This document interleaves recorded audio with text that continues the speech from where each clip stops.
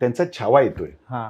छावाच्या वेळी विचारलं तर त्यांचे डेट्स आणि आमच्या सारं काही तिच्यासाठी. माझं कॉन्ट्रॅक्ट होतं झी बरोबर.